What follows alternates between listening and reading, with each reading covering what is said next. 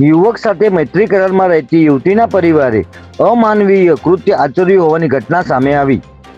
નમસ્કાર મિત્રો, હું વિપુલ પટેલ, શિક્ષાપત્રી સંદેશ ન્યૂઝ સત્યની સાથે। એક નજર આજના મુખ્ય સમાચાર પર। થરાદ તાલુકાના એક ગામમાં યુવક સાથે મૈત્રી કરારમાં રહેતી યુવતીના પરિવારે અમાનવીય કૃત્ય આચર્યું હોવાની ઘટના સામે આવી છે।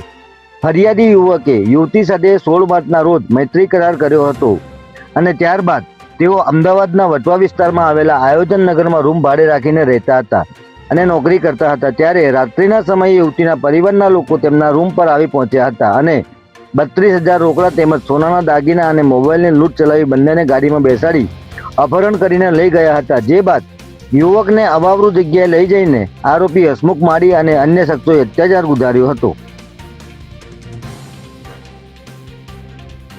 યુવકે ફરિયાદમાં નોંધાવેલી વિગતો મુજબ તેને નિર્વસ્ત્ર કરી ગુદાના ભાગે ટ્યુબ નાખવામાં આવી હતી અને ઇન્જેક્શનની સોયો ભોગી પ્રવાહીનો ફુવારો માર્યો હતો।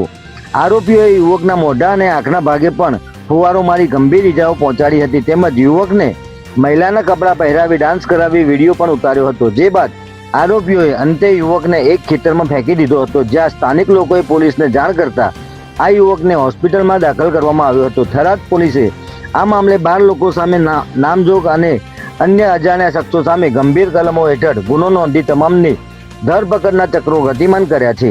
જય હિન્દ, જય ભારત।